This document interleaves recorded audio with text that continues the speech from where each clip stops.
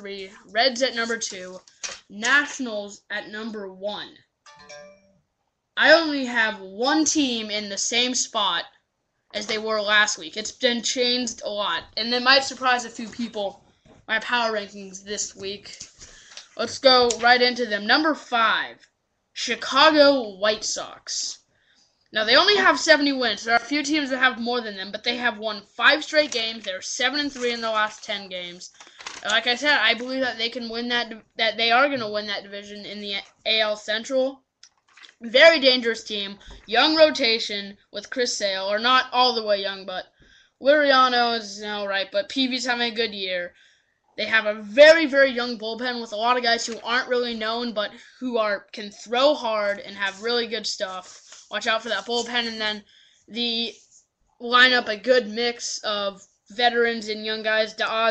Alejandro De Aza, Diane Viciedo, 2 young guys who are fast and have some power, and then, of course, the older guys with Paul Konerko when he's healthy. Przinsky's having a good year. Alexi Ramirez out at shortstop. Dangerous team. A lot of people think that the Tigers will eventually overtake them. I don't think that's going to happen. Number 5, White Sox. Number 4, New York Yankees. I had them at number 5 2 weeks ago. White Sox weren't even in the top 5 for me. Not much has changed with them. I said 2 weeks ago that they were going to make the playoffs easily. I still believe that. Even if the Rays somehow do go on and overtake them, they're going to be that first wild card. They are what are they? They are 74-53. Pretty good record. One of the best in the league. That's like 3rd or 4th. They are 4-6 in the last 10, and they've only won 1 in a row. But it's still a strong team, even if they have a few guys injured. I mean, it's the Yankees. They're always gonna have a good team. It was like 2008 was the first time they had made the playoffs in so many years or whatever, and they've made them the last 3 or make this 4, I guess. Always a strong team. Even if they don't win the division, even if they're not strong, they're going to get into the playoffs. I think they're going to get to the ALCS. I wouldn't be surprised if we see a rematch between the Rangers and the Yankees in that ALCS. Number 3, they were at number 1 2 weeks ago. They've slipped to number 3, the Washington Nationals. 2 weeks ago, they had easily the best record in the MLB. They had won 8 in a row. They were 9-1 in the last 10 games. A little bit of a different story. They still have one of the best records, if not the best, in the league. 77 wins. I think that's the best. Cincinnati also has 77, but they have 2 more losses. But Nationals have lost 4 straight games. They are 5-5 in the last 10. And this is one of those teams. I think that they are the best team in the NL. Even with the trade for Egon by the Dodgers, that makes them a very good team. Don't get me wrong, the Dodgers, but I think the Nationals are still better. The Reds are good. I think the Nationals are still better. Even without Strasburg, they have a young rotation, good young lineup. They got Worth back. He was injured. They paid him a lot of money. If he can come back strong, they'll have a good team. Michael Morse, a lot of guy people don't give credit to. He's a young guy, got a lot of power. But the Nationals are going to hang around in my top 5 probably for the rest of the year, and I wouldn't be terribly surprised if I see them in the World Series, representing the NL.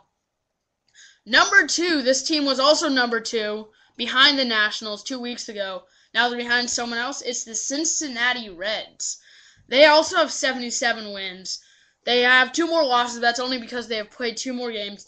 They're 5-5, just like the Nationals. They've only lost 1 in a row compared to the Nationals, though, who have lost 4 in a row. The Reds, a strong team in a relatively weak division. I wouldn't be surprised if the Cardinals give them a little bit of a run for their money. The Cardinals beat the Reds today. I think the Cardinals are probably just going to hang out and they shouldn't be content with the wild card, but I think that's going to end up where they'll be. And it's going to be the Reds taking it pretty easily for me. The Cardinals are going to be easy second place. Like I said, Pittsburgh's not going to be in a playoff spot for the rest of the year. They're going to fall down in the standings a little bit. And I think that's going to just be, a pretty average finish for the Reds. And then number 1, they were number 3 last time. The Texas Rangers, 8-2 in their last 10 games. They have won 4 straight. They are 75-51. That's one of the best records in the MLB, not the best, But their recent success, they had Belcher hit for the cycle. That same game, Harrison threw a no-hitter through 6 1/3 it was. 8-2 in their last 10. In a division that's starting to fall a little bit, the Angels have fallen apart a little bit. Not so much that the A's have fallen, but I still don't think they're going to make the playoffs. Too many other strong teams out there. And I think the Rangers are one of the best teams in the league. Like I said, I'm predicting that's going to be an ALCS matchup of last year, the Rangers and the Yankees. I think it's going to be the same outcome. Rangers are going to win again, and they're going to go to the World Series. I think it's going to be a Rangers Nationals World Series. And I think that the Rangers have another good chance. Of course, if they don't blow it again with 2 strikes, a strike away from winning it, I wouldn't be surprised they come out with the World Series this year. Really, really strong team that just hasn't been able to put it all the way together so far. Probably one of the strongest teams in the league right now. For me, they are. So that's about all the time we got for Major League Talk. I'm Nathan Zaltsman. Thank you for listening. You've heard my predictions. And go watch some baseball. All right, see you later.